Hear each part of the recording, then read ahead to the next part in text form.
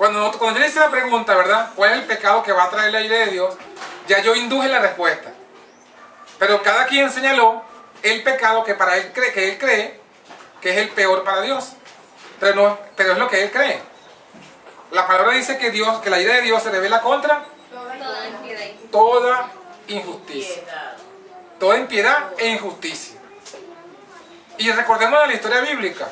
¿Cuál fue el pecado que cometieron Adán y Eva para ser objeto de la ira de Dios?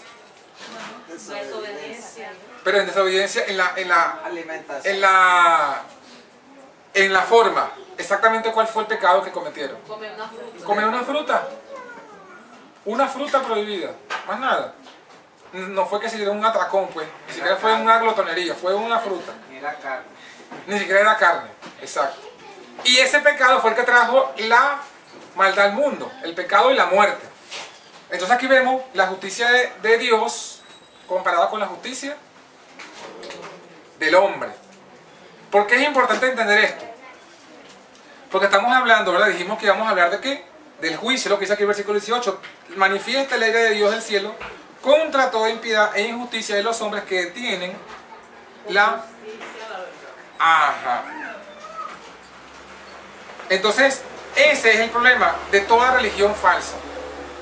Ese es el problema de la naturaleza del ser humano, de nosotros. Cada uno de nosotros, todas las diversas religiones, ¿qué son las diversas religiones? Cada quien plantea una justicia.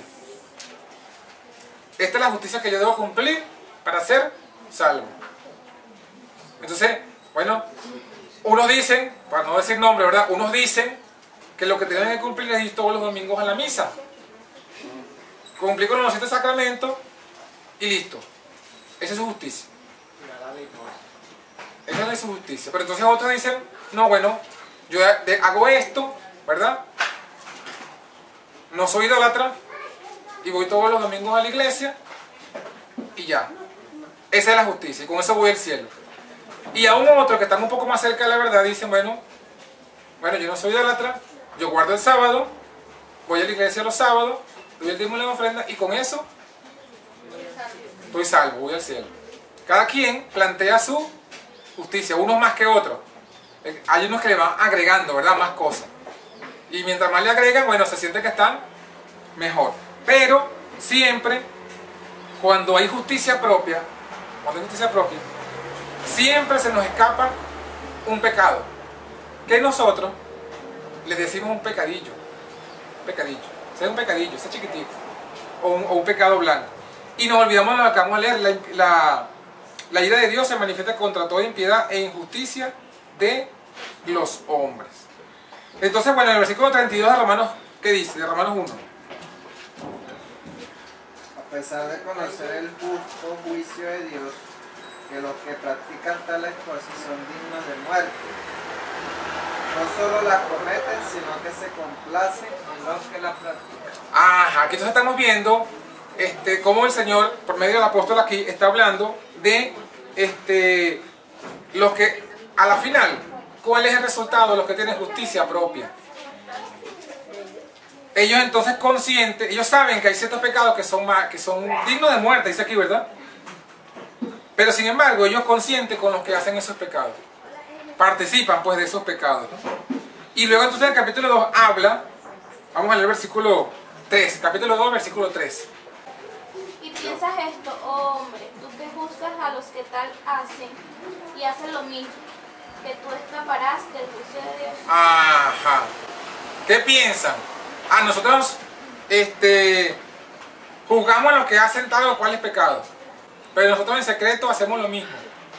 Y pensamos que por ser cristianos que venimos a la iglesia, ya vamos a escapar del juicio de Dios.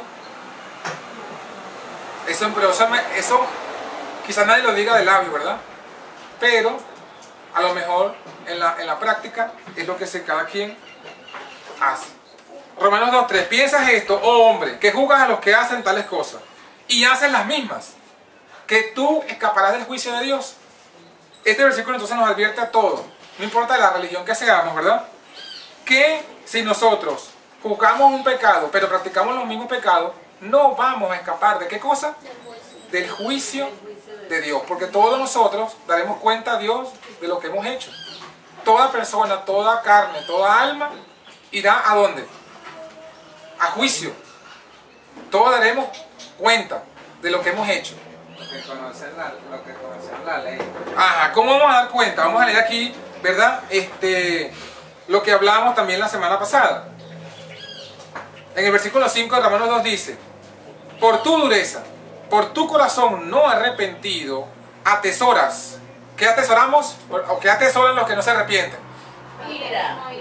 Ira, para el día de la ira y de la manifestación del justo juicio ¿de quién? En ese juicio, ¿cómo nos va a juzgar Dios? Versículo 6. Según sus obras. Pagará cada uno según sus obras. No es la fe la que nos va a dar el pago. El pago va a ser ¿por qué? Por obras. Y hablábamos ese sábado pasado, ¿verdad? Un pensamiento muy bonito que dice: somos justificados por la fe y juzgados por las obras. Somos justificados por la fe, pero juzgados por las obras. A los que perseverando en bien hacer, ¿cuál es el pago? Gloria, honra, inmortalidad y ¿qué más? La vida eterna. Pero los que son contenciosos y no obedecen a la verdad, o sea, los que andan en disputas, en peleas, en debates, y por esos debates no obedecen a la verdad, ¿qué es lo que les espera?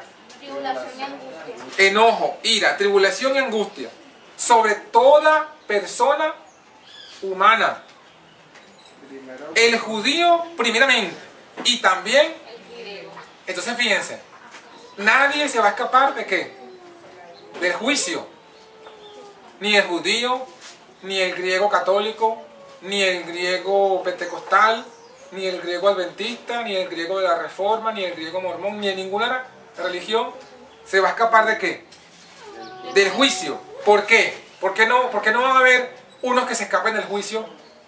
porque no hay distinción de personas. El versículo 11, no hay acepción o distinción de personas para con Dios. Entonces ahí hablamos algo que yo quiero repetir para los que no estuvieron, importante, ¿verdad?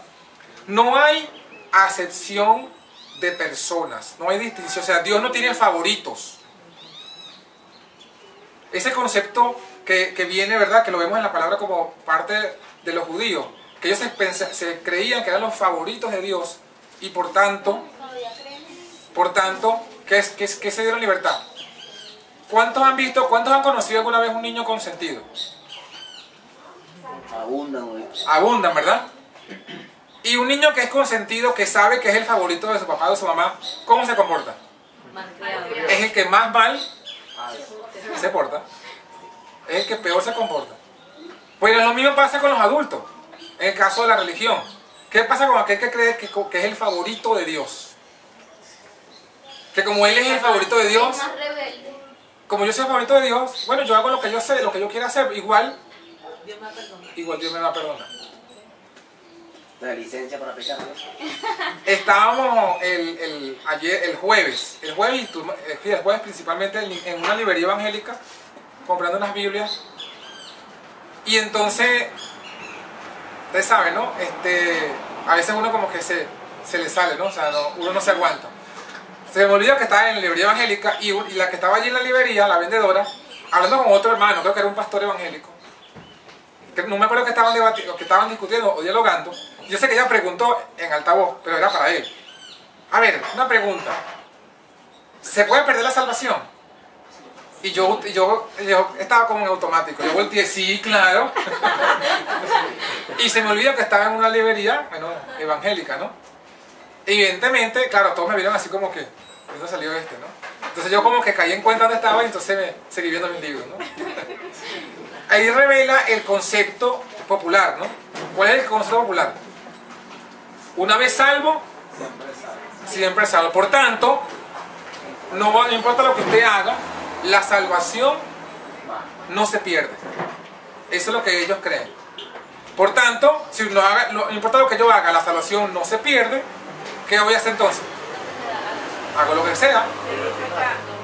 Hago lo que sea porque igual no la voy a perder. Igual voy a ser salvo. Y el Señor, si el Señor dice que el que pecare por el Espíritu. Claro. Entonces, nosotros, ¿verdad? No creemos eso. En doctrina no creemos eso. Pero lo creeremos en la práctica. Es la pregunta. Porque en la práctica, ¿cómo sería eso? Bueno, lo mismo. Como yo soy del remanente de la iglesia, tengo el mensaje, la verdad presente, la más pura. Entonces yo soy el remanente de Dios y no voy a caer, no vamos a perdernos. Estamos en la... Confundimos lo que es ser parte de la iglesia militante y pensamos que ya somos la iglesia triunfante. Y es lo mismo, eso es seguridad de salvación. Eso es pensar que la salvación no se puede perder. Pero aquí dice que no hay acepción de personas. ¿Para quién? Para con Dios. Y ahora miren esta frase, este versículo que tenemos aquí. Y está en la palabra. Ustedes me dirán. Versículo 2. ¿Qué pasa con aquellas personas que pecan y no saben o no conocen que eso es pecado? Y mueren. Versículo 2. ¿Qué dice el versículo 2? Todos, y fíjense la énfasis, todos, los que sin ley pecaron, ¿qué va a pasar con ellos? Se van a salvar. No, va a ser como si nunca existiera. Sin ley también perecerán. Sin ley también, pero dice allí la palabra, perecerán. O sea, no se van a salvar, no hay salvación fuera de Cristo, decíamos, ¿verdad? Cristo es el camino. Nadie va al Padre. Y si nadie conoce a Cristo, ¿puede ser salvo alguien sin Cristo? ¿Puede ser salvo alguien sin Cristo? Si alguien, ¿qué pasaría si alguien puede ser salvo sin Cristo? Estaríamos hablando de un camino alterno al cielo. Estaríamos hablando de que alguien se puede salvar con su propia justicia. Pero la Biblia es clara, Jesús es muy enfático, ¿verdad? Sin mí, ¿qué cosa? Nada podéis hacer. Los que sin ley pecaron, sin ley también perecerán. Y todos los que la ley pecaron, ¿qué cosa? Por la ley serán juzgados. Entonces, el conocimiento, ¿qué ventaja nos da? ¿Qué ventaja nos da el conocimiento? El ser juzgado. La oportunidad de ser juzgado. Nada más. El que no tiene conocimiento, dice aquí, va a perecer, Y perecer es morir, no se va a salvar. Pero ¿dónde vemos aquí la misericordia de Dios? ¿Cómo va a perecer? ¿Cómo va a perecer esa persona que no conoció? Sin ley. ¿Y qué significa que va a perecer sin ley? No será juzgado. Además de eso, no será castigado.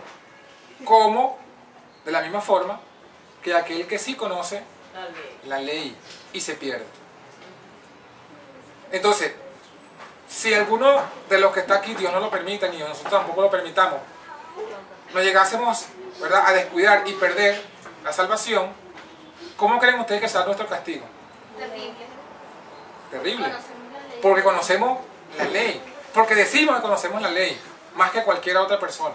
Al que más se le dio. Al que más se le dio, más se le demanda, más se le pide. Entonces es una responsabilidad que tenemos por conocer la ley. Versículo 13. No son los oidores de la ley justos ante Dios, sino ¿quiénes? Los hacedores de la ley serán justificados. Entonces hablábamos de los gentiles, versículo 14. Los gentiles que no tienen ley, naturalmente... ¿cómo? Con la fe que somos justificados. Ajá.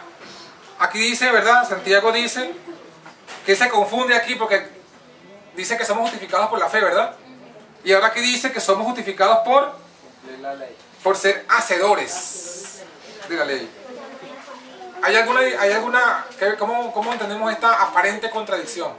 Una cosa es la ley, poder tener conocimiento, pero otra cosa es ser hacedor.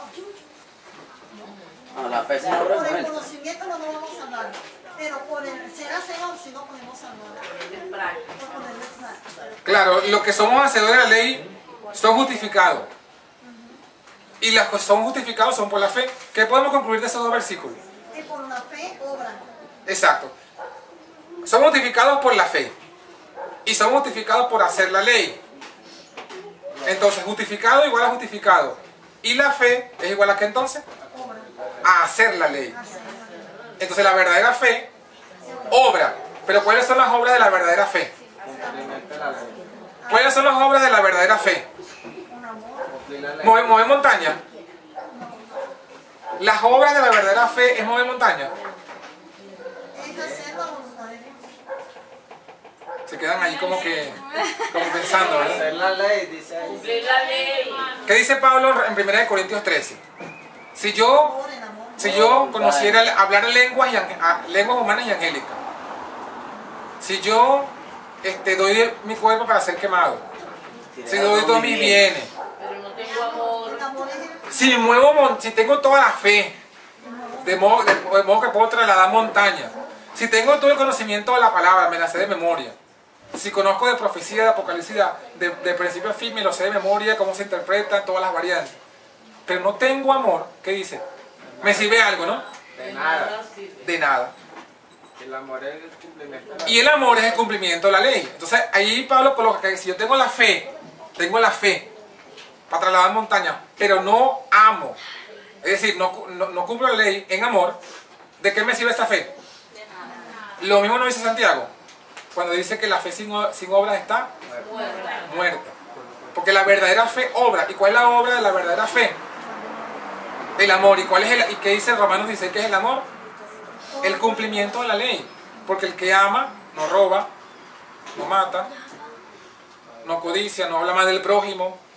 honra padre y madre, guarda el sábado. El que ama al prójimo. Y el que ama a Dios, no tiene otros dioses. Jura. No toma el nombre de ese Dios que ama en vano, porque lo ama, lo respeta. Y por supuesto, ¿qué más hace el que ama a Dios?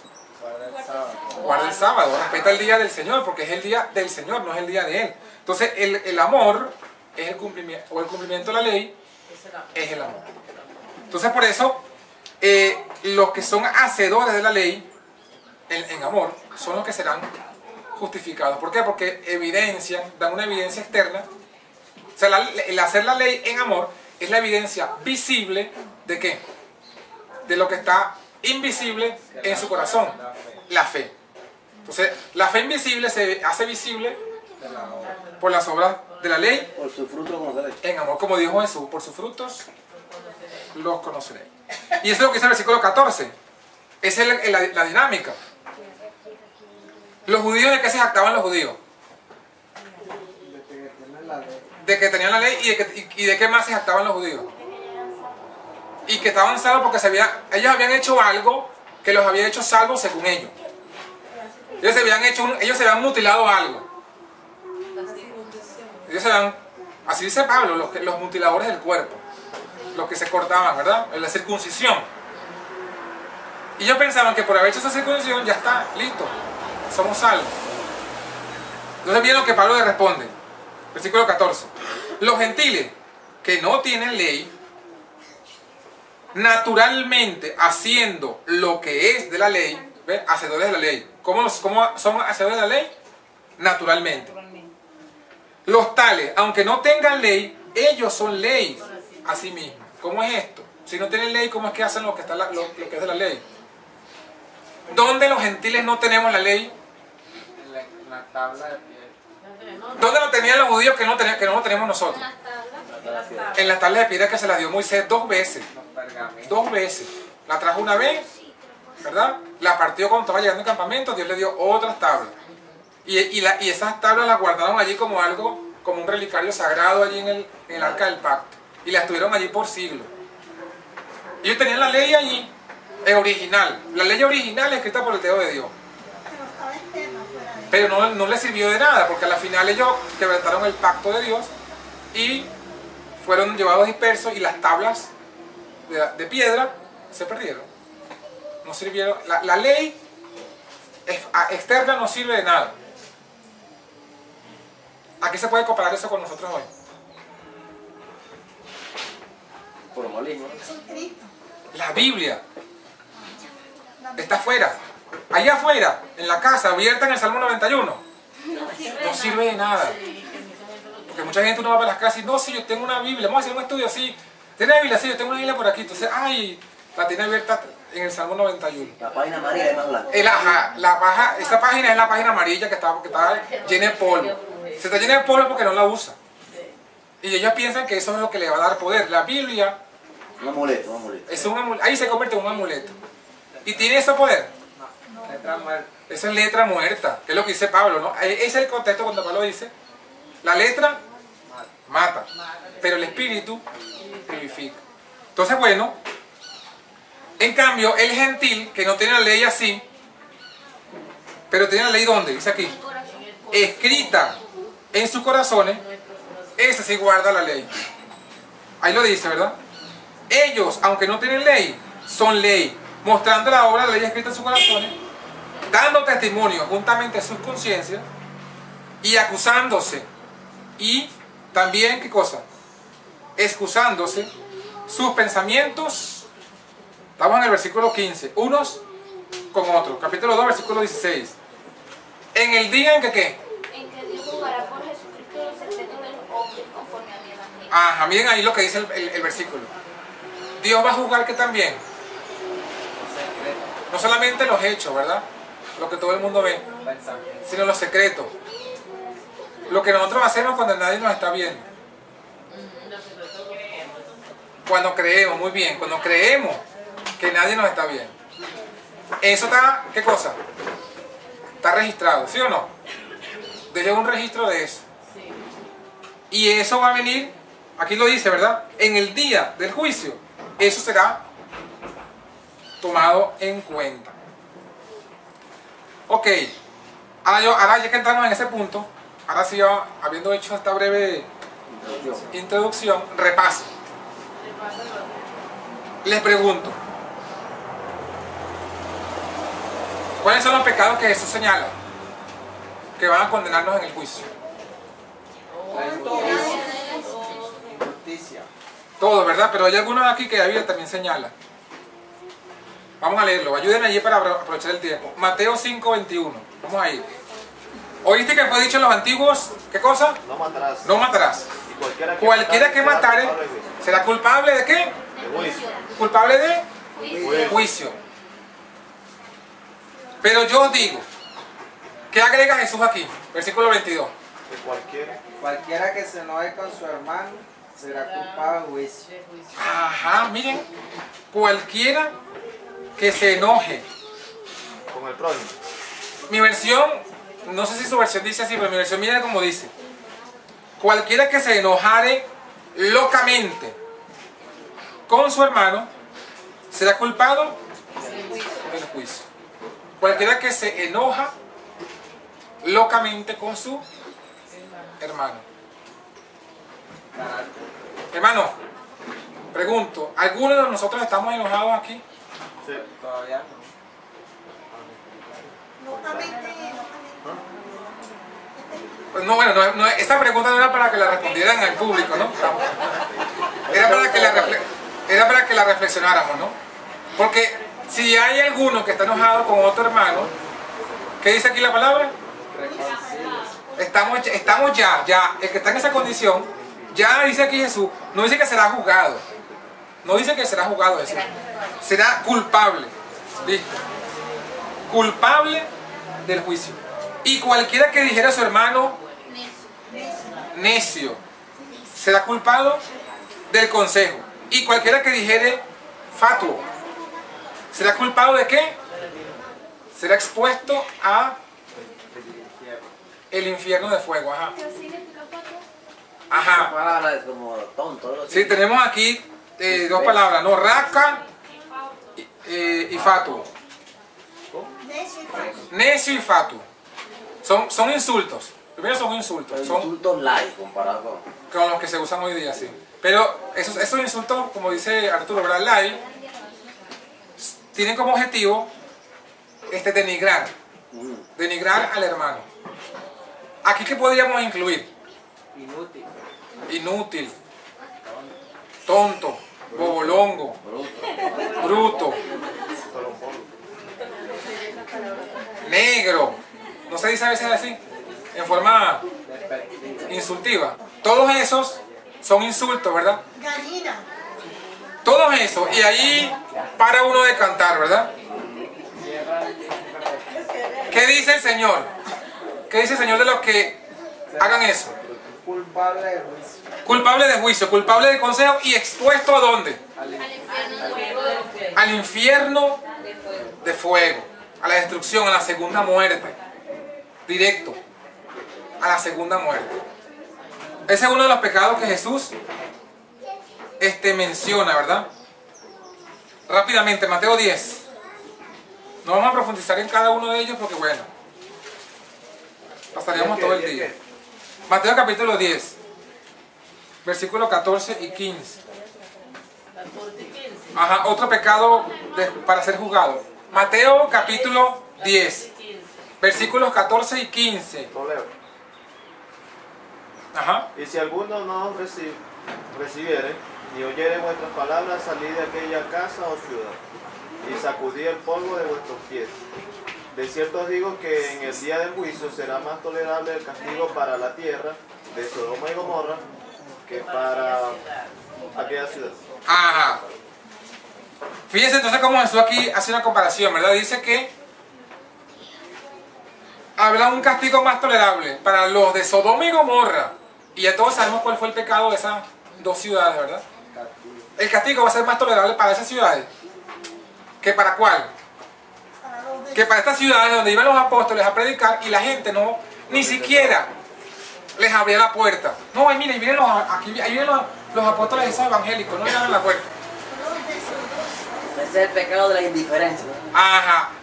¿Qué quiere decir cuando Jesús dice que el castigo de Sodoma y Gomorra va a ser más tolerable que ese otro castigo? ¿Qué está diciendo Jesús detrás de todo eso? Que ellos van a sufrir más que lo que sufrieron. Ajá, pero ¿qué está diciendo con relación al pecado? ¿Qué pecado es más ofensivo entonces? ¿La homosexualidad, el adulterio, la fornicación o el menosprecio de la palabra de Cristo?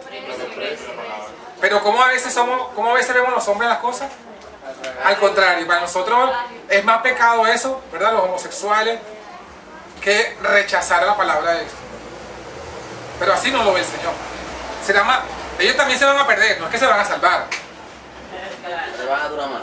Pero el castigo va a ser para ellos menos que para los que rechacen, los que no acepten, ni siquiera quieran oír las palabras de los que el Señor envía a predicar. En este mismo orden de ideas, Mateo capítulo 12. Os digo que en el día del juicio los hombres darán cuenta de toda palabra ociosa que hable, porque por tus palabras serás justificado, por tus palabras serás condenado. Ajá, miren esta primera parte, ¿no?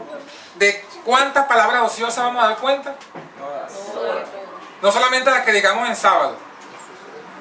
Porque a veces nosotros, bueno, el sábado no se puede hablar las propias palabras, pero las hablamos entonces en la semana, ¿verdad? Pero aquí dice el Señor que de toda palabra ociosa daremos cuenta en el día del juicio. O sea que el Señor lleva un registro de todas las palabras que decimos. Esos libros están ahí. Los libros están bien gordos. Bien repleto, ¿verdad? No, eso ya no son libros, esos son unos discos duros. Y dice, por tus palabras serás, ¿qué cosa? Y por tus palabras serás. O sea que está, de acuerdo a las obras, en este caso de las palabras, se determina si seremos justificados o condenados. Ahí no va a valer, ahí no va a valer eso de que no, Señor, en tu nombre yo eché demonio, en tu nombre hice milagro, en tu nombre resucité muerto, eché fuera demonio, levanté enfermo. A los que presentan todo ese portafolio de obras, de milagros ante Cristo, ¿qué es lo que le va a decir el Señor? No conozco apartados de mí, hacedores de maldad. Ajá. ¿Hacedores de qué? De maldad. De maldad. O sea, ellos pretendían que eso justificaba sus acciones. Ellos hacían eso, pero actuaban lo malo. Y el Señor le dijo, no os conozco. Entonces aquí dice lo mismo, ¿verdad? Por tu palabra serás justificado, por tu palabra serás condenado. Ese es un aspecto. ¿Qué otro aspecto? Ahora sí vamos con el 38 hasta el 42. Entonces le dijeron algunos escribas y fariseos, maestro, deseamos verte hacer alguna señal. Él respondió, esta generación mala y adúltera demanda señal, pero no le será dada otra señal que la del profeta Jonás. Porque como Jonás estuvo 3 días y 3 noches en el vientre del gran pez, así el Hijo del Hombre estará en el corazón de la tierra 3 días y 3 noches. Los hombres de Nínive se levantarán en el juicio con esta generación y la condenarán, porque ellos se arrepintieron a la predicación de Jonás. Y aquí hay uno mayor que Jonás. La reina del sur se levantará en el juicio con esta generación y la condenará, porque vino de los fines de la tierra para oír la sabiduría de Salomón. Y aquí hay uno mayor que Salomón. Ajá. Este versículo sí lo repasamos la semana pasada, ¿verdad? ¿Cuál es el pecado aquí? Que va a causar la perdición en el juicio. El no escuchar la palabra. Rechazar la palabra. El rechazar la palabra pidiendo ¿qué? Señal. Señal. O sea, si tú no haces señal, tú no eres hombre de Dios. Ajá. Es como lo que dicen, bueno, yo veo de verdad que el sábado es el día del Señor, está en la Biblia, sí, ya lo estudié, está claro. Déjame que yo ore para que Dios me muestre a mí si es verdad o no, y entonces yo comienzo a guardarlo. ¿Qué está pidiendo? No está pidiendo versículos, porque ya versículos le fueron dados. Pero igual no quiere, él no quiere los versículos. Él no quiere los versículos, él no quiere la palabra, él quiere una señal, quiere algo que el cielo se abra, que el cielo se abra y salga, así como cuando se bautizó y salga del trono de Dios una voz que le diga, sí, guarda el sábado. Algo como eso, ¿verdad? Pero ¿qué dice Jesús? Señal, ¿qué cosa? No le será dada. Señal, a los que andan en eso, no les será dada señal. Pero entonces, de repente, pregunto, bueno, vamos a hacer mejor el análisis. ¿Quién no le va a dar señal? Dios podrá. A Dios no le va a dar señal. Pero ¿quién sí le va a dar una señal? El diablo. ¿No dice la palabra profética que, verdad, que el hombre de pecado viene con gran poder y milagros mentirosos? Que se levantarán falsos cristos con gran poder y señales y milagros mentirosos. Que la bestia que sale de la tierra se le dio poder de hacer descender fuego del cielo a la tierra. Y con esas señales engañó a los que recibieron, ¿qué cosa? Por cierto, la marca. Entonces, Dios no le va a dar señal, pero alguien sí le va a dar señal. Pero la señal de ese alguien es para que reciban ¿qué cosa? No, el sitio no. La marca. Y así pasa con todo.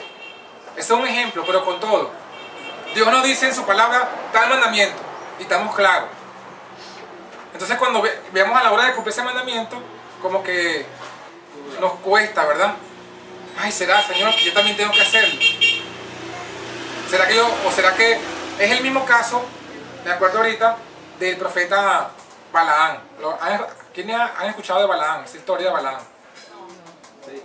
Bueno, en el libro de Éxodo y Números, Balaán era un profeta de Dios. Pero entonces le vinieron los de Moab, el rey de Moab, y le ofreció dinero. Porque ya había recorrido la fama de ese profeta, que lo que ese profeta, a quien bendecía, Dios bendecía. Y a quien maldecía, Dios maldecía. Y entonces pensaban que el poder estaba en el profeta y no en Dios. Entonces vinieron los reyes de Moab, mira, tenemos un trabajo para ti, tenemos un negocio bien abultado. Tú, sabemos que el que tú bendices será bendito y el que tú maldices será maldito. Queremos que tú nos maldigas a un pueblo y te vamos a pagar. ¿Cuál es el pueblo? Israel. Tienes que maldecir a Israel. Cuando tú lo maldigas, nosotros vamos a ir con él en batalla y va a ser destruido. Entonces, el profeta sabía que ese era el pueblo de Dios. Y que mientras no hubiesen ellos pecado, no había, como él mismo lo dijo, no habría maldición en Israel que pudiese alcanzarle. Pero ¿qué hizo Balaán? A pesar de todo, ¿qué hizo Balaán? ¿Qué dice la historia que hizo Balaán? De un mal consejo. No, pero antes de eso. Él fue el buscó maldecirle, pero Pero él hizo algo antes. Él oró. Él le oró a Jehová. Y ¿sabe qué le preguntó a Dios? ¿Voy o no voy con esta gente? Porque eran muchos, era, no sé, eran 10 sueldos mínimos, pues, por leer un nombre. Se le iban a dar bastante. Y él quería ir. Y a la final oró. ¿Y saben lo que Dios le dijo? Pero ve, pero lo que yo diga, eso vas a decir. Y a la final, cuando él intentó maldecir, solamente lo bendijo. Y entonces a la final se quedó, como dice el dicho, ¿verdad? En Venezuela. Se quedó sin el chivo, sin el mecate. Porque entonces los reyes no le pagaron nada. Y entonces él quedó en desobediencia a Dios y quedó como ejemplo de la perdición. Allí aparece la palabra como los falsos profetas. Entonces eso es lo mismo que muchas veces hacemos nosotros. Sabemos que Dios nos dice algo y con todo y eso oramos a preguntarle a Dios, ¿será que sí, que lo hago? ¿Será que lo voy a hacer? Dudamos de él y pedimos entonces una señal. O pedimos que Dios como que nos disculpe. Como que nos dé a nosotros esa prerrogativa de no hacerlo. Y no, señal, dice aquí, no le será dada. Entonces miren, hermano, hay muchos más versículos que podríamos aquí analizar, pero esos son los que Jesús señaló principalmente, ¿verdad? Como los que van a hacer condenación en el juicio. Por lo cual tenemos nosotros que tomar en cuenta no caer en esos pecados, no enojarnos como hermanos, aceptar la palabra del Señor como está escrita sin buscar rodeo, y no pronunciar palabra ociosa. Ahora yo les quiero decir unas cositas más antes de concluir, ¿verdad? Para colocar la gravedad más del asunto, para colocar lo que hemos hablado del juicio más grave todavía, más grave todavía. Se habla del día del juicio, que el día que Dios va a juzgar, ¿verdad? ¿Cuándo será el día del juicio? ¿Cuándo llegará el día del juicio? ¿Para quién llegará el día del juicio? ¿Cuándo nos tocará ser juzgados? ¿Se acuerdan que nosotros varias semanas atrás hablamos de aquel hombre, ¿verdad? Que tenía muchos bienes y que dijo: Alma. Muchos bienes tienes guardados, ¿verdad? Porque tenía mucha prosperidad. ¿Y qué dijo él? Bueno, como no sé qué hacer con tantos bienes, voy a tumbar los almacenes para hacerlos más grandes, para poder almacenar más bienes. ¿Y qué fue lo que le dijo Jesús? Necio. Esta noche vienen a buscar tu alma y lo que has provisto, ¿De quién será? ¿de quién será? Vamos a ir al libro de Hebreos, capítulo 9, versículo 27. Pero estamos en el juicio. Miren lo que dice el libro de Hebreos, capítulo 9, versículo 27. De la manera que está establecida para que el hombre muera una sola vez. ¿Y después? Siempre está enfrente del juicio. Ajá. Miren lo que dice ese versículo. Está, ¿qué cosa? Establecido. para los hombres. Ajá. ¿Y qué está establecido? ¿Qué está establecido? Que mueran una vez. Que mueran una sola vez. Y después de la muerte que viene, El juicio. El juicio. entonces, primera pregunta. ¿Cuánto tiempo tenemos para prepararnos para el juicio? No sabemos cuándo nos morimos. Por tanto, el tiempo que nos queda ¿de qué? De vida. Mientras estemos vivos. Después de muertos no hay nadie que vaya a predicarnos al infierno. De purgatorio. Ni al purgatorio, ni van a haber monedas que nos salven de allí del limbo, ni del purgatorio. Ni oraciones, ni novenarios, ni misas. Nada de eso va a sacar a la gente de nada. O sea, vamos a decirlo mejor. Nada de esas cosas va a cambiar el destino de la persona que tuvo o que la persona alcanzó hasta su último aliento de vida. O sea, en su último aliento, lo que él hizo hasta su último aliento de vida, eso es lo que va a determinar su destino. Después que se muera ya no hay nada que hacer. David pecó con Betsabé, ¿sí o no? ¿Se acuerdan? De ese pecado que vino. Un niño. ¿Y qué hizo Dios con ese niño? Lo enfermó. Mientras estaba enfermo, ¿qué hizo David? Oraba y no se paraba de la cama. Cuando se murió, ¿qué hizo David? Se levantó de la cama y los ciegos decían, bueno, Se lavó la cara. ¿cómo es eso? Mientras el niño estaba vivo, él no se, y ahora que se murió, se para. ¿Qué ejemplo nos está dando David allí? Que después de muerto no pasa nada. Exacto. Ninguna oración vale después de muerto. ningún novenario, como decimos, nada. El tiempo que tenemos es el tiempo de vida. Pero, también hay un pero de esto. Por eso que yo decía que se le va a colocar más grave la situación, ¿no? No simplemente el tiempo que nos queda de vida. Miren este versículo. Mateo capítulo 12. 12, 31 y 32. Por tanto os digo, todo pecado y blasfemia será perdonado a los hombres, pero la blasfemia contra el Espíritu no será perdonada. El que hable contra el Hijo del Hombre será perdonado, pero el que hable contra el Espíritu Santo no será perdonado ni en este siglo ni en el venidero. Ni en el venidero. Miren esto. Hay gente, y fue el caso, Jesús está hablando aquí exclusivamente, o principalmente, o contextualmente, de los fariseos. Ellos estaban cometiendo, sin haber muerto, estaban sellando su destino de perdición. ¿Y por qué? ¿Qué habían hecho ellos antes de morir? Que agotó la gracia para ellos. La blasfemia, dice aquí Jesucristo, contra el Espíritu. Que dice Jesús, no será perdonada a los hombres. Y Jesús es enfático, ni en este siglo, ni en el venidero. O sea, no hay perdón. Miren, hay un pecado que no tiene perdón de Dios, como dicen por ahí, ¿verdad? Ese pecado no tiene perdón de Dios. Bueno, el pecado que no tiene perdón de Dios, según la palabra, ¿cuál es? La blasfemia contra el Espíritu Santo. ¿Y qué es? ¿Alguien sabe qué es? ¿Alguien no sabe qué es? ¿Quiénes no saben? Ah, imagínense, no sabemos y se lo estamos cometiendo. Bueno, vamos a verlo, aquí está. Versículo 32. El contexto nos lo va a explicar.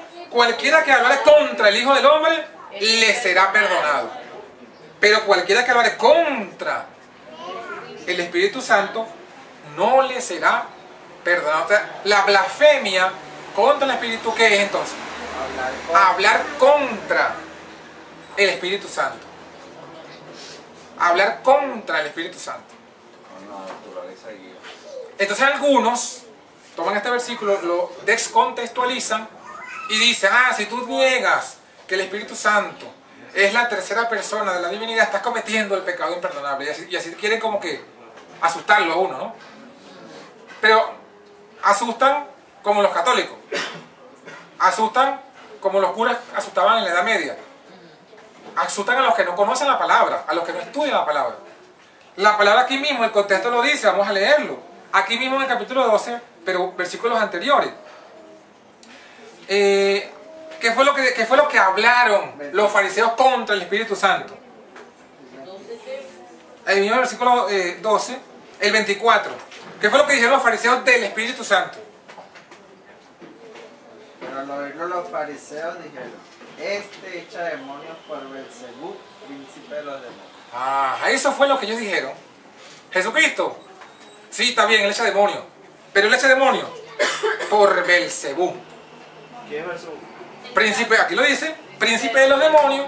Ya. ¿Quién es el príncipe de los demonios? Dios mío. Entonces fíjense algo interesante aquí, pues. ¿Qué estaban haciendo ellos con el Espíritu Santo? Estaban dando la naturaleza demoníaca. Estaban diciendo que el Espíritu Santo es el demonio mismo. Ese fue el pecado contra el Espíritu Santo. La blasfemia. ¿Por qué? Porque están diciendo, ¿verdad? Están atribuyendo la obra del Espíritu de Dios, ¿a quién? A Satanás, al diablo. Cuando quiera que alguien hace eso, ese sí está cometiendo el pecado o la blasfemia contra el Espíritu Santo. Los fariseos lo hicieron así. ¿Cómo se podría hacer así eso mismo hoy? Bueno, miren lo que dice Jesús. Versículo 28. Si por Espíritu de Dios yo echo fuera demonios, ciertamente ha llegado a vosotros el reino de Dios. Se lo voy a explicar mejor, o se lo voy a deducir de una vez. Todo lo que un hijo de Dios haga por el Espíritu Santo y que venga otro y diga eso que tú hiciste, eso tú estás inspirado por el demonio, ese está haciendo lo mismo que los fariseos. Por eso que Jesús le dijo a los apóstoles, ¿qué fue lo que dijo a los apóstoles? Si nadie los quiere recibir, sacuden sus pies y váyanse, que están condenados ya. ¿Por qué? Porque lo que estaban ellos haciendo, los apóstoles, era ¿por quién? Por el Espíritu de Dios. Cuando Ananías y Zafira le mintieron a Pedro, ¿qué dijo Pedro? ¿A quién le estaban mintiendo? Al Espíritu Santo. Al Espíritu Santo. ¿Y cuál fue el castigo? Que murieron, la muerte. ¿Hubo perdón para ese pecado? No, No. murieron los dos. Entonces cada vez que nosotros, inspirados por el Espíritu de Dios, hacemos algo para Dios y la gente lo rechaza por la excusa que sea y atribuyendo ese rechazo a que eso es del diablo, están cometiendo el pecado imperdonable. O que sentimos algo del Espíritu de Dios y nosotros mismos rechazamos ese llamado que está haciendo el Espíritu atribuyéndole eso a Dios. Exacto, eso es lo que dice Santiago, es lo que dice Pablo en Hebreos. Cuando dice, si oyeres hoy su voz, ¿qué dice el apóstol? No endurezcáis vuestro corazón.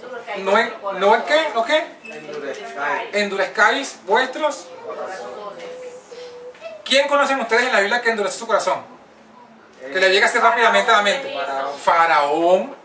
Entonces, aquel que oye la voz del Espíritu y no lo obedece, ¿en qué se está convirtiendo? En un faraón moderno. Cada vez que el Espíritu nos dice algo y nosotros nos hacemos los locos, estamos cometiendo el pecado de faraón, de los fariseos. Nos estamos acercando ¿a qué? No, pero es bueno, yo Al pecado imperdonable. agregar, o sea, o detallar, pues, de que cuando el Espíritu habla algo, porque puede sonar un poco esotérico. Pero el Espíritu habla de la O sea, palabra. cuando el Espíritu, Palabra. ¿qué usa el Espíritu para hablar? Muy buena la acotación que hace el hermano Arturo, ¿no? Porque muchos pueden escuchar, cuando el Espíritu me habla algo y piensan que la voz del Espíritu es, yo sentí una revelación o tuve una impresión, un deseo. Puede ser que Dios haya una revelación, pero ¿qué dice la palabra de todos esos sueños, A la ley. revelaciones y demás? Probar los espíritus. Probar los espíritus. ¿Cómo lo probamos? Testimonio. Entonces a la final, ¿con qué es que nos habla el Espíritu? Con la palabra. Con la palabra. La ley, entonces. Las palabras que yo he hablado son espíritus. Es espíritu y es vida. Entonces, bueno, el pecado contra el espíritu no es más que atribuir la obra del espíritu al demonio. Por eso, los dones de la iglesia, los dones que nos da, que tenemos en la iglesia, ¿quién los da? El espíritu. Dios por medio de. Y si yo me opongo a los dones espirituales, ¿a qué me estoy oponiendo? Estoy cometiendo el pecado imperdonable. Por eso es que el que no acepte un profeta de Dios, si es de Dios, está rechazando el Espíritu Santo que le dio ese don al profeta. O el que no acepte un mensaje de un mensajero de Dios, conforme a la palabra, está rechazando no al mensajero, sino al mensaje y al Espíritu que da el mensaje. Y así con todos los dones.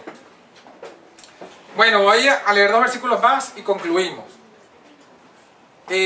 Para corroborar este asunto, para corroborar que hay personas, además de los fariseos, hay otro caso que ustedes conozcan de alguien que cometió el pecado imperdonable aún le quedaba todavía vida física. A Judas. ¿Ah? Pero que lo podamos probar por la palabra. A Judas. Ajá, pero Judas al final, Bueno, pues todavía Sí, le sí, queda una horita. sí. Pero hay un caso muy contundente. Primera de Samuel, capítulo 28, Saúl, versículo 6. Primera de Samuel, capítulo 28, versículo 6. Consultó al Señor, pero no le respondió ni por sueños, ni por Urim, ni por profeta. Ajá, ¿ves? ¿Consultó quién? Al Señor. ¿Quién consultó? Saúl, el primer rey de Israel. Que dicen que era bonito, ¿no? La Biblia dice que era hermoso. En el más alto. Era el más alto. Entonces, ellos lo eligieron como rey. El pueblo tomó en consideración lo bonito y no lo que ve en el corazón. Se dejó llevar por la apariencia.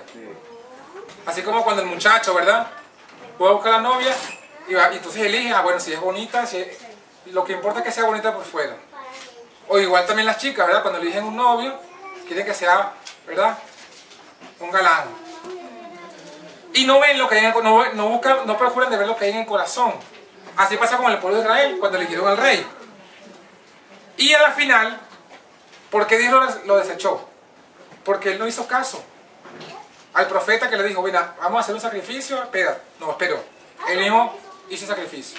Dios le dijo, destruye al rey, a tal reino y a su rey. Y él hizo la guerra y dejó vivo las vacas, a los más bonitos, y dejó vivo al rey. Él andaba haciendo su propia justicia. Entonces Dios le dijo, lo desecho. Y aquí está lo que dice la Biblia. Él después consultó a Jehová, pero Jehová no le respondió. Ni por Urim, ni por sueños, ni por profeta. El Urim eran unas piedras que tenía el sacerdote en el pectoral, que cuando alguien consultaba, se iluminaba de un lado derecho si la respuesta era sí, de Dios, y el lado izquierdo si era no. Bueno, ni de esa forma, ni en sueños, ni por el profeta Samuel, que estaba en ese momento, todavía estaba vivo. Y como Jehová no le respondió, ¿qué hizo Saúl? Se fue de una bruja, de un santero. Ahí está, lo dice la palabra, consultó Saúl. Saúl dijo a su criado, buscame una mujer que tenga espíritu de adivinación para que yo vaya a ella y por medio de ella pregunte. Fue a consultarle ¿a quién? A los muertos. Ah, perdón, Samuel no estaba vivo en ese momento, estaba muerto. Porque entonces, él fue a la mujer pitonisa, ¿y qué le dijo a la mujer? ¿A quién tengo que traer? Y él le dijo, tráeme a Samuel. Entonces, hizo traer a Samuel de los muertos para él consultarle. Samuel no le respondió en vida, y ahora sí le va a responder después que está muerto. Entonces ya sabemos que no era Samuel, sino alguien que se hizo pasar por Samuel. Bueno, este personaje, este rey, cometió el pecado imperdonable aún en vida. Agotó su tiempo de gracia. El tiempo de gracia es el tiempo que tenemos para prepararnos para el juicio. Y el tiempo se acaba a la muerte. Cuando alguien se muere, se acabó su tiempo de gracia. O cuando llegó la hora del juicio. Cuando nuestro nombre llega al juicio, se acabó el tiempo de gracia. Cuando llegue nuestro turno, pues. Porque vamos a ser juzgados por turno. Cuando llegue nuestro turno, el turno de los que están vivos, se acabó el tiempo de gracia para los que están vivos. Pero también se acaba antes de esos dos eventos, cuando alguien comete el pecado imperdonable. Vamos a cerrar con este versículo que se encuentra en el libro de Hebreos otra vez, pero el capítulo 10. Hebreos capítulo 10, versículo 25 al 29. No dejando ¿de qué? De congregarnos, hermano, como algunos tienen por costumbre, sino exhortándonos, y tanto más, cuanto veáis que aquel día se acerca. ¿Por qué? ¿Por qué no hay que dejar de congregarse? ¿Por qué? Porque si pecaremos voluntariamente, después de haber recibido el conocimiento de la verdad, ¿qué no queda? Dice aquí, ya no queda sacrificio. ¿Por qué? ¿A qué se refiere eso? Al sacrificio que está haciendo Cristo en él. A Cristo en el santuario presenta su sacrificio por nosotros, por su iglesia. Pero aquí dice que si la gente peca voluntariamente, Cristo ya el sacrificio de Cristo no lo cubre. En otras palabras, el sacrificio de Cristo no cubre pecados acariciados, pecados de rebelión, pecados de voluntarios.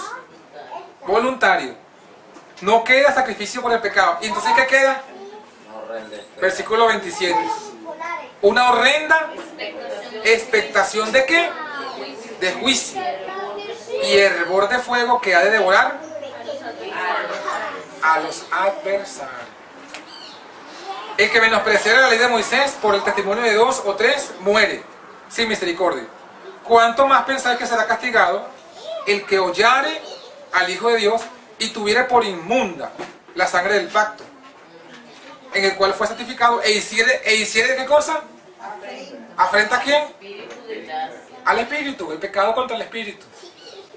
El pecado voluntario, cuando yo sé algo, cuando ya el Espíritu me dijo algo, cuando ya el Espíritu me reveló algo en su palabra, y yo sé que eso es pecado, y sin embargo sigo cometiéndolo, entonces yo estoy haciendo ofrenda al Espíritu. Ya no queda más sacrificio por el pecado, sino una horrenda expectación de juicio, que es el caso de Judas. Cuando él se dio cuenta lo que había hecho, no hubo sacrificio por el pecado para Judas. ¿Por qué él pecó voluntariamente? Porque él tuvo 3 años y medio allí, al ladito de quién. ¿De qué más? Él estuvo al lado de la luz. Al lado de la luz, porque Jesús es la luz. Y él no aprovechó esos 3 años y medio para transformar su carácter, sino que más bien era con la rebelión, con su pecado acariciado, y cuando él pasó el tiempo límite, entonces ¿qué es lo que le quedó ya a él? ¿Por qué? ¿Qué pasa, hermano? Miren, hay una falsa teoría que muchas veces la gente la tiene. Bueno, yo peco lo que yo quiera, y en la última hora me arrepiento y ya soy salvo. Que tire el ladrón a la cruz. Ajá, y entonces luego justifican, ¿no? Así como el ladrón en la cruz, pues. Y entonces arman su teología. ¿Y qué es lo que pasa? Que no es lo que dice la palabra. El arrepentimiento no es de nosotros, no es que yo decido y me arrepiento. El arrepentimiento es la obra de quién? Del Espíritu Santo. Entonces yo rechazo el Espíritu Santo. ¿Qué hace el Espíritu? Se retira. Entonces ya nadie me va a convencer de pecado, de justicia, ni de juicio. Ya nadie me va a consolar. Porque también dice que el Espíritu, ¿qué es? El consolador. Pero él se retira, ya no hay consuelo. Ni me ayudará a vencer el pecado. Ni hay ayuda para... Entonces, ¿qué es lo que queda entonces en ese contexto cuando se va el Espíritu? Una horrenda... Ahora queda la sensación, pues cuando está el Espíritu en nosotros y Cristo nos cubre, nosotros nos sentimos la ira de Dios contra nuestro pecado. No la percibimos. ¿Por qué no la percibimos? Porque estamos cubiertos. Así como cuando uno está bajo techo y no siente los rayos fuertes del sol al mediodía, igual nosotros sentimos la ira de Dios contra nuestro pecado. Pero cuando por el rechazo del Espíritu, el Espíritu se va y se va la cubierta, se va el sacrificio de Cristo, quedamos directos. Y entonces ahí sentimos la expectación de ¿qué? De juicio, que fue lo que sintió Judas. Y como Judas no pudo soportarlo, porque no hay ser humano que soporte la ira de Dios, ¿quién podrá estar firme? Dice la palabra, ¿verdad? Cuando Él se manifieste. Entonces, bueno, esto lo hacemos, ¿verdad? O esta meditación es para, bueno, que nosotros no dejemos pasar el tiempo, ¿sí? El tiempo que nos queda.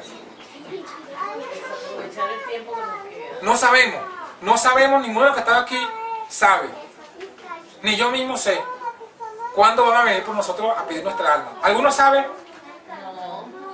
¿Qué tal si alguno de los que está aquí le puede pasar como dice Jesús, esta noche vienen a pedir su alma? Y no están preparados. Y si no estamos preparados, ¿qué creen ustedes que deberíamos hacer ahorita entonces, en este instante? ¿Y cómo? ¿Cómo nos preparamos ahorita? ¿Cómo nos preparamos ahorita? Obedeciendo al Señor. Lo que hemos hablado otras veces en el pasado.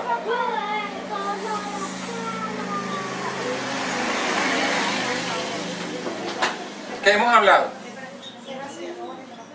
Ajá, eso hemos hablado, pero hay algo que dijimos en otras oportunidades. Una vez leímos una cita que decía, del camino a Cristo, ¿verdad? Muchos se perderán esperando y deseando ser salvos. ¿Y qué es lo que decía la cita? ¿Qué es lo que no hacen? Ay, se nos olvidó. No escogen el ser cristianos ahora. Que eso es lo que dice la cita, que hablábamos de la voluntad. Entonces, nadie de los que está aquí sabe cuándo es el fin, cuándo es o sea, el fin de nuestra vida, o el fin del tiempo de gracia, o el fin o cuando el Espíritu nos abandone. Nadie sabe. Y no esperemos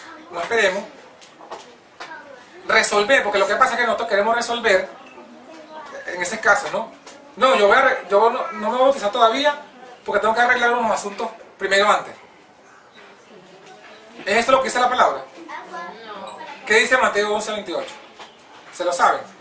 Venid a mí, todos los que estén trabajados, que yo os haré descansar. O sea, no es, bueno, descansa primero y después ven a mí.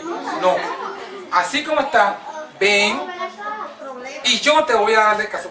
¿Tú quieres arreglar tu vida con Cristo? Bueno, ven a Cristo y Cristo lo va a arreglar por ti.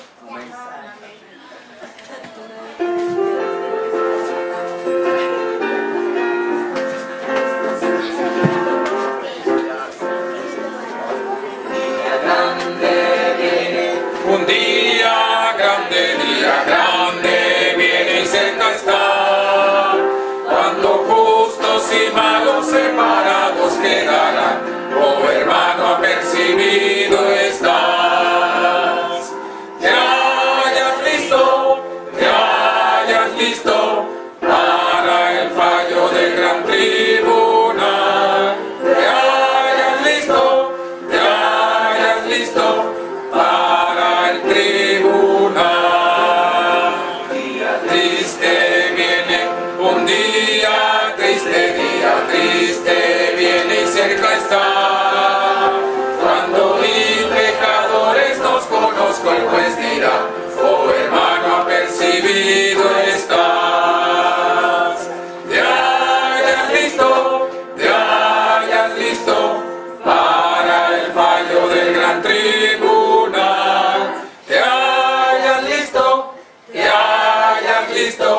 para el tribunal.